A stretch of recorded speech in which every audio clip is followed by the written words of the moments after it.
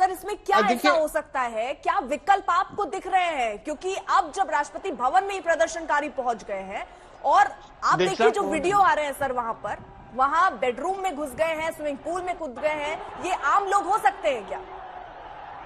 नहीं देखिए, ये बिल्कुल मेरे हिसाब से तो ये पॉपुलर रिवोल्ट है और विजुअल्स भले ही आपको व्हाइट हाउस की याद दिला रहे हो, लेकिन परिस्थितियां बिल्कुल डिफरेंट हैं। और मुझे इस समय सबसे ज्यादा जरूरी है कि गोताबाया राजपक्षे की तरफ से क्या स्टेटमेंट आती है। अभी मैंने कहीं रिपोर्ट देखी, ये भी कयास लगाए जा रहे हैं कि शायद गोताबाया राजपक्षे जो हैं वो देश छोड़ के चले गए हैं और इस समय जरूरी हो जाता है कि वो रिजाइन करे। शायद ऑल पार्टी यूनिटी गवर्नमेंट बनाने की बात हो और फिर उसके बाद जो मैं पहले कह रहा था, इंटरनेशनल फाइनेंशियल इंस्टीट्यूशंस का रोल इस समय बहुत इंपॉर्टेंट हो जाता है, इंटरनेशनल कम्युनिटी का रोल बहुत इंपॉर्टेंट हो जाता है।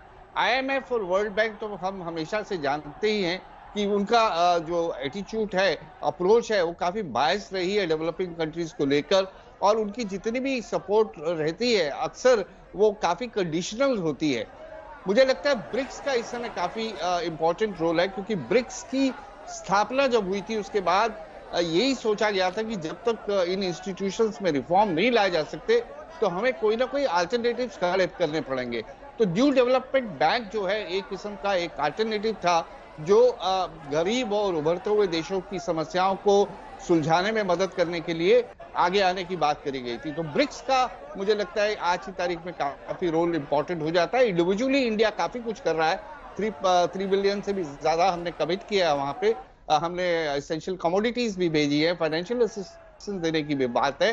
लेकिन बाकी जो सब तरफ से खबरें आ रही हैं, बहरीन मदद करना चाहता है लेकिन कंडीशंस लगा के, शायद उन्हें वहां कोई एक्सप्लोरेशन के लिए साइट चाहिए, तो वो एक बार्गेनिंग चल रही है, वो इस सिचुएशन को एक्सप्लॉइट कर रहे हैं।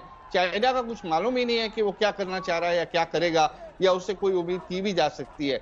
तो इस समय पॉलिटिकल स्टेबिलिटी लाना बहुत जरूरी है, चाहे वो यूनिटी गवर्नमेंट की तरफ से आए।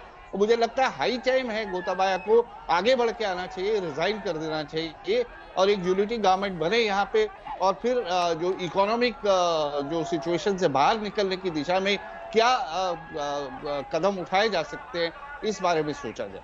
ठीक है राजीव जी, जिस तरीके के हालात अभी बन रहे हैं, क्योंकि ये कहा जा रहा है कि इस्तीफा दे दे राष्ट्रपति, अगर मान लीजिए इस्तीफा दे भी देते हैं वो, तो एक तो कोई लीडर होना चाहिए जिनकी बात ये प्रदर्शनकारी सुन रहे हो, या किसी राजनीतिक पार्टी से ही जुड़े हो सकते हैं जो पहुंचे हैं, क्योंकि अगर इस्तीफा हो भी जाता है तो ये परिस्थितियां सुधर जाएंगी, इसकी क्या गारंटी है सर? आप बिल्कुल ठीक कह रही हैं कि इस टाइम पर अगर वो जिसको कहते हैं ना कि टेप लगा के कोई चीज ठीक करना, वो सॉल्यूशन नहीं है श्रीलंका के लिए। इस टाइम पे एक ऐसा लीडर, निरपक्ष लीडर जो राजपक्षा से दूर दूर तक ना जुड़ा हो और जिसका कोई करप्शन का संबंध ही ना हो पॉलिटिकल लाइफ में, ऐसा आगे आना चाहिए। तो मुझे कोई लगता नहीं है कि ऐसा अभी होराइजन पे दिख रहा है।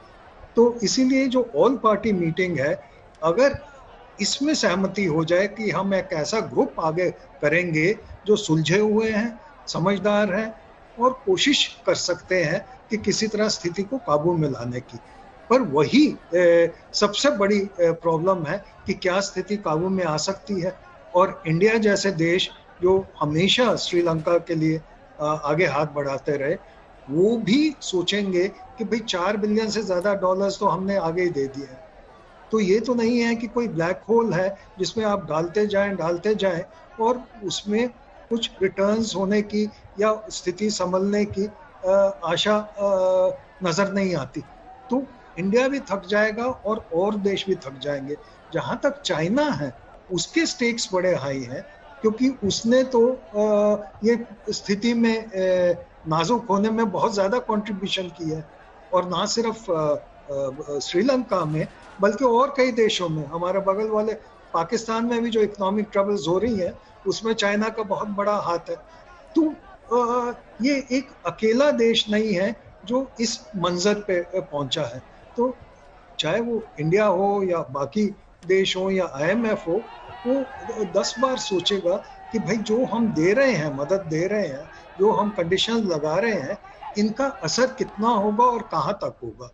और जहां तक श्रीलंकन्स हैं, वो देखेंगे कि कहां से हमको to get out of this hole that this government has dug us in. तो मुझको नहीं लगता कि कोई इजी सॉल्यूशन है, और मैं ये भी सोचता हूँ कि ऐसा मंजर ना आ जाए कि आर्मी टेक ओवर की तरफ मंजिल पहुंचे, क्योंकि वो अगर हो गया तो उससे बुरा श्रीलंका के लिए कोई और रास्ता नहीं हो सकता, क्योंकि वो सोल्यूशन नहीं देंगे, वो डिसिप्लिन ट्राई करेंगे इम्पोज करना। सो पॉलिटिकल स्टेबिलिटी लाना सबसे इम्पोर्टेंट है, और ऐसे पॉलिटिकल लीडर्स को लाना जिनकी एक्सेप्टेबिलिटी है और जो राजपक्षा फैमिली से दूर दूर तक ना जुड़े हों, वो वही सिर्फ एक उम्मीद की किरण ला सकते हैं।